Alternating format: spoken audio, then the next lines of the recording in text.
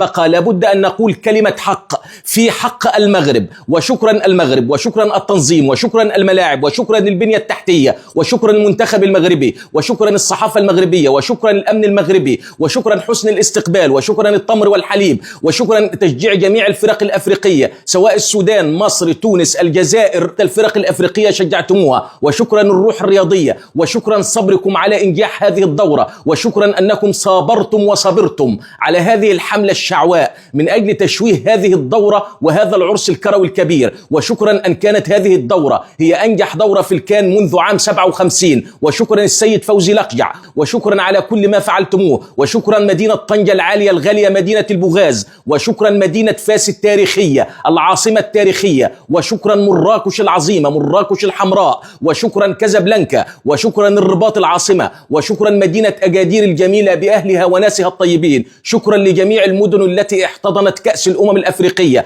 شكرا للتي جي في القطار السريع، وشكرا لجلالة الملك محمد السادس، وشكرا لسمو الأمير مولاي رشيد، وشكرا لسمو الأمير مولاي الحسن. وشكرا أنكم فعلتم المستحيل من أجل إنجاح هذه الدورة، وشكرا أنكم تعرضتم للكثير وصبرتم على الظلم والكلام الكثير والقيل والقال من أجل إفشال هذه الدورة. وشكرا على هذا العرس الكروي الكبير، وشكرا على المطبخ المغربي، وشكرا على الطاجين، وشكرا على كل شيء جميل قدمتموه، وشكرا على فنادق الناموس التي ليس فيها ناموس. شكرا أن فعلتم أقصى ما في جهدكم من أجل إنجاح هذه الدورة، وشكرا على أنكم صبرتم وتحملتم أن يسرق الكأس منكم أمام أعينكم وأنتم تشاهدوه يذهب سدى إلى السنغال بسبب مواقف غير محسوبة ومواقف غريبة ورهيبة وعجيبة وغير منطقية على الإطلاق. شكرا أنكم صبرتم، شكرا أنكم أثبتتم للعالم أن المغرب